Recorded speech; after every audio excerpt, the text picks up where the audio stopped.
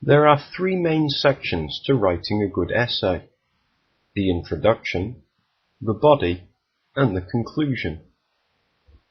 In this lesson, we will look at the skills needed to write an introduction for a short essay.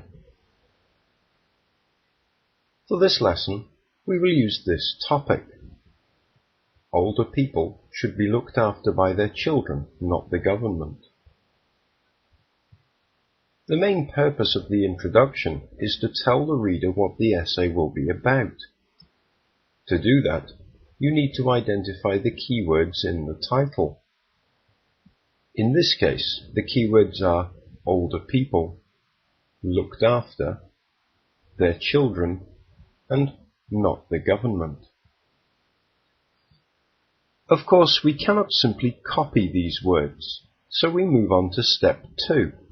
Finding other ways to say the same information. Here are some alternatives for each set of keywords. We can now put a sentence together using our new keywords.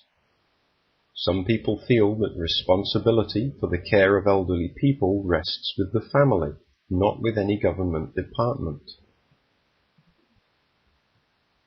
So we have looked at the first two steps. We have told the reader what the essay is about, and we have avoided copying words from the title. Having done that, the next step is to tell the reader which direction the essay will take. That is, how will the essay be presented? For example, we could add the following. Although there are arguments to be made in support of this, there is perhaps a stronger point of view that feels that older people should not have to rely on the goodwill of their family, as will now be discussed. From this, we can tell that the writer plans to argue most strongly that care of the elderly should be left to the government. A final point to note about writing an introduction is that in most formal essays, especially for important English exams like IELTS, you should try to avoid using a pronoun.